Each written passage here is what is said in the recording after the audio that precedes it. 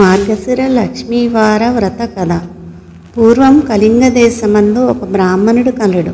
అతనికి సుశీల అను ఒక కూతురు కలదు. ఆమెకు చిన్నతనమున తల్లి చనిపోయినందున సవతి తల్లి పిల్లను ఎత్తుకోమని చెప్పుచు కొంచెం బెల్లం ఇచ్చేది. ఆ సుశీల సవతి పిల్లలను ఆడించుచు ఇంటి వద్ద సవతి తల్లి మార్గశిర లక్ష్మీ పూజ చేయుట చూసి ఆమె కూడా మట్టితో మహాలక్ష్మిని చేసి జిల్లేడు పూలతోనూ ఆకులతోనూ పూజ చేసి ఆడుకోమని ఇచ్చిన బెల్లం నైవేద్యం పెట్టుచు ఆడుకునేది సుశీల. ఇలా కొన్నాళ్లకు సుశీలకు వివాహమైంది. అత్తవారింటికి పోవచ్చు తాను తయారు చేసుకున్న లక్ష్మీదేవి మట్టి బొమ్మను తీసుకుని వెళ్ళింది. ఇలా వెళ్ళిన వెంటనే కన్నవారు నిరుపేదలు అయినారు. ఈమె ఇంట మహదైశ్వర్యం అనుభవిస్తూ ఉన్నారు. పుట్టింటి వారు కటిక దరిద్రులైన సంగతి తెలుసుకొని సుశీల చాలా బాధపడుతుంది. తల్లి దరిద్రమును భరించలేక కొడుకును పిలిచి, నాయన మీ అక్క ఇంటికి వెళ్ళి ఏమైనా డబ్బు తీసుకురమ్మని చెప్పి పంపించెను. సుశీల ఇంటికి తమ్ముడు వెళ్ళి వారి దరిద్రం గురించి చెప్పాడు. దరిద్రమును తెలుసుకున్న సుశీల ఒక కర్రను తొలిపించి దాని నిండా వరహాలు పోసి అతనికి ఇచ్చింది. ఆ చిన్నవాడు కర్రను పట్టుకుని వెళ్తూ ఉండగా దారిలో కర్ర వదిలి వెళ్ళిపోయాడు. ఆ కర్ర ఎవరో తీసుకుని వెళ్ళిపోయారు. ఇంటికి వెళ్ళిన కొడుకుని తల్లి ఏమి తెచ్చావు అని అడగగా ఏమీ తేలేదు అని చెప్పాను. మన దరిద్రం ఇంతే అని అనుకున్నారు. కొంతకాలం తరువాత సుశీల తమ్ముని పరిస్థితిని అడిగి తెలుసుకున్నది. వారి దరిద్రంలో ఎటువంటి మార్పు రాలేదని తెలిసి ఒక చెప్పుల జత తెప్పించి వాటిలో వరహాలు పోసి కుట్టించి వాటికి గుడ్డ చుట్టి తమ్మునికి ఇచ్చి అది తీసుకుని వెళ్ళి తండ్రికి ఇవ్వమని చెప్పాను.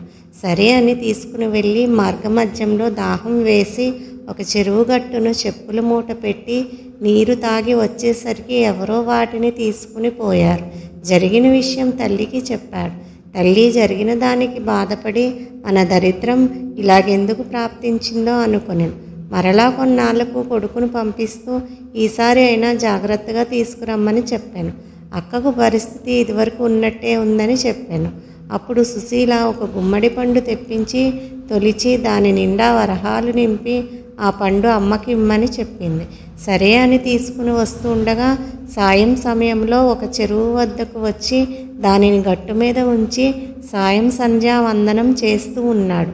ఇంతలో ఒక బాటసారి పండు బాగుందని పట్టుకుని వెళ్ళిపోయాను. ఆ కుర్రవాడు గట్టు మీదకు వచ్చి పండు వెతకగా పండు లేదు. ఏమీ చేసేది లేక ఇంటికి వెళ్ళాడు. తల్లి ఏమి తెచ్చితివి అని అడుగుగా జరిగినది చెప్పాను. తల్లి విచారించింది. కొన్నాళ్లకు తల్లి ఇంటి దగ్గర పిల్లలను ఉంచి కూతురు దగ్గరకు వెళ్ళాను. తల్లిని చూసి సుశీల వారి దరిద్రమును తెలుసుకుని చింతించి మార్గశిర లక్ష్మీవారం నోమును వచ్చిన ఐశ్వర్యం వచ్చినని తలచినది. అమ్మ, ఈరోజు మార్గశిర లక్ష్మీవారము, నోటిలో ఏమీ వేసుకోకు, మనం వ్రతం చేసుకుందాము అని చెప్పాను. ఆమె కూడా అలాగే నేనేమైనా చిన్నదాననా ఎందుకు తింటాను అని చెప్పి పిల్లలకు చల్ది అన్నం పెట్టి నోటిలో ఒక ముద్ద వేసుకున్నది. కూతురు వచ్చి అమ్మ స్నానం చేయి, మనం వ్రతం చేసుకుందాం అంది. అప్పుడు జరిగినది తల్లి చెప్పినది. ఆ వారం కూతురు మాత్రమే చేసుకున్నది. రెండవ వారం వ్రతం చేసుకుందాము అనుకుంది. అప్పుడు పిల్లలకు తలకు నూనె రాస్తూ తానును రాసుకున్నది. ఆ వారం కూడా వ్రతం చేయ వీలు కాలేదు. మరుసటి వారం అమ్మ ఈసారైనా జాగ్రత్తగా ఉండమని చెప్పింది. పిల్లలకు తలదువ్వుతూ ఆమె తలదువ్వుకుని వ్రతం చేయలేకపోయింది. కూతురు మాత్రమే చేసుకున్నది. నాలుగవ వారం ఈసారి అయినా చాలా జాగ్రత్తగా ఉండమని చెప్పి సుశీల తల్లి ఈ పని చేయకుండా ఉండడానికి ఒక గోతిలో కూర్చుండబెట్టింది. పని అయిన తర్వాత అమ్మను తీసుకుని వచ్చి స్నానం చేస్తే పూజ చేసుకుందాం అని పిలవగా తల్లి పిల్లలు అరటిపండు తిని నేను కూర్చున్న చోట అరటి తోలు వేశారు, నేను తోచక అది తిన్నా అని చెప్పింది. అయ్యో అని తలచి కూతురు పూజ చేసుకుని 5వ వారం మార్గశిర లక్ష్మీవారం వ్రతం ఆఖరి వారం. అప్పుడు సుశీల తల్లిని తన కొంగు కట్టుకుని పని పూర్తి చేసుకొని తల్లిచే స్నానం చేయించి వ్రతం చేయించింది. పూర్ణ కుడుములు తల్లిచే నైవేద్యం పెట్టించింది. కానీ మహాలక్ష్మి దూరంగా వెళ్ళిపోయినది. ఏమి అమ్మ అలా వెళ్ళిపోతున్నావు అని అడుగగా నీ చిన్నతనంలో నీవు బొమ్మలతో ఆడుకుంటూ ఉంటే మీ అమ్మ చీపురుతో కొట్టింది అందుకే అని చెప్పింది. అప్పుడు ఆ తల్లి చేసిన దానికి క్షమించమని ప్రార్థించింది. మళ్ళీ నీ తల్లిచే వ్రతం చేయించమనే అదృశ్యమైనది మహాలక్ష్మి.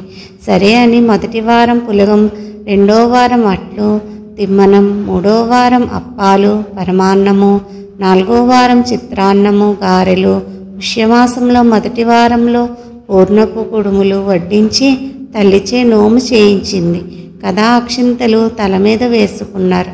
అప్పటి నుండి ఆమెకు సకల సంపదలు కలిగి అంత్యమందున్న విష్ణులోకమునకు వెళ్ళెను.